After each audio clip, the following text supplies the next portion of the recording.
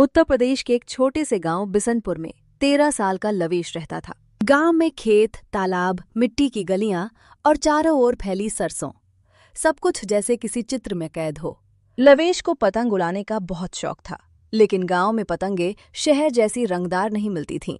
लोग बस कागज, चावल वाले आटे और बांस की पतली कड़ियों से खुद ही पतंग बना लेते थे। गांव के बाहर एक सूखी बबूल के पेड़ के पास एक टूटी फूटी झोपड़ी थी, जिसे गांव वाले भूतों वाली झोपड़ी कहते थे रात में वहां से अजीब रोशनी निकलती है। लवेश को इन बातों पर कम भरोसा था। एक शाम वो तालाब किनारे खेलते खेलते झोपड़ी के पास पहुंच गया। दरवाजा खुला हुआ था, हवा से चटक रहा था। अंदर एक काली, धूल से ढकी पतंग पड़ी थी।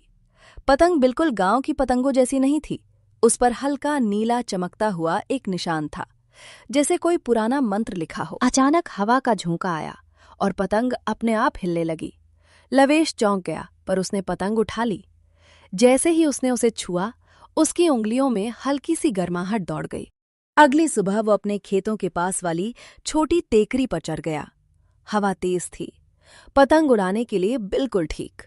जैसे ही लवेश ने पतंग उड़ाई, पतंग सीधे बादलों की ओर उड़ गई। इतनी ऊंचाई तक गांव के किसी बच्चे की पतंग कभी नहीं गई थी। लेकिन तभी पतंग ने डोर खुद खींचनी शुरू कर दी। लवेश ने डर कर चरखी कसकर पकड़ी। हवा रुक गई थी, लेकिन पतंग ऊपर ही ऊपर जा रही थी, मानो कोई उसे बुला रहा हो। अचानक हवा में एक आवाज सुनाई दी। लवेश, मुझे आजाद करो। आवाज बहुत धीमी थी, जैसे किसी दूर खेत से आती हो। तुम कौन हो?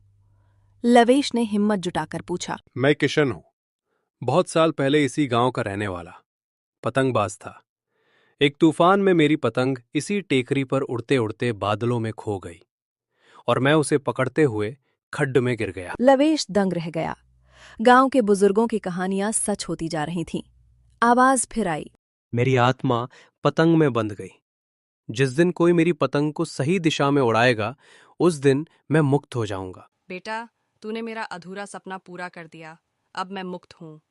धुंध का वह रूप धीरे धीरे आकाश में घुल गया। रोशनी शांत हुई और पतंग धीरे से खेतों की ओर उतर आई, जैसे किसी ने उसे लवेश के हाथों में सौंप दिया हो। अब उस पर नीली चमक नहीं थी, बल्कि साधारण गांव वाली पतंग की तरह थी। लेकिन पीछे एक छोटा सा वाक्य चमक रहा था। दूसरों के सपने पूरा करने वाला खुद आसमान छूता है। लवेश उस पतंग को गांव ले आया। उस दिन से वह गांव का सबसे अच्छा पतंगबाज माना जाने लगा और हर संक्रांति पर वह एक काली पतंग आसमान में उड़ाता, किशन की याद में।